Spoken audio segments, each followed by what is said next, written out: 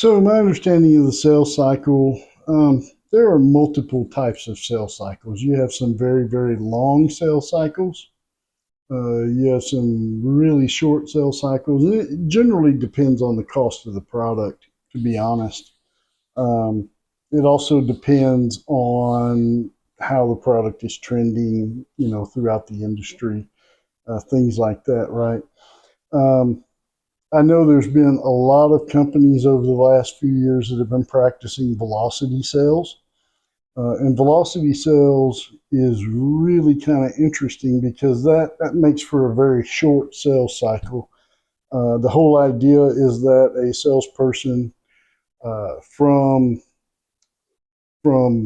customer development, which is sales development, where you have a group that's reaching out to potential customers, setting appointments for more tenured, product-oriented salespeople, um, to bringing in a sales engineer, to going through legal red lines, to going through sales support, and to closing a deal.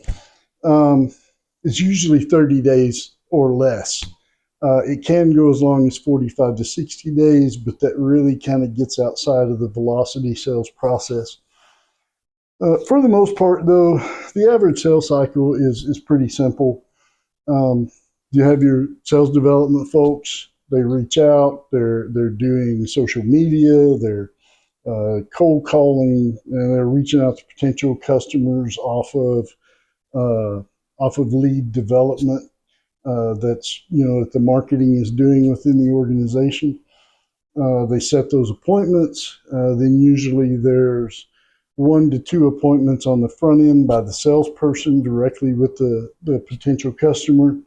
Usually on the second or third appointment, they bring in somebody like me, a sales engineer, solution architect.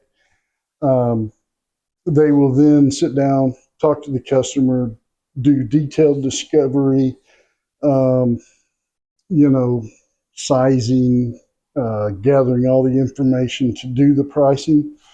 Then there will probably be a demonstration after that.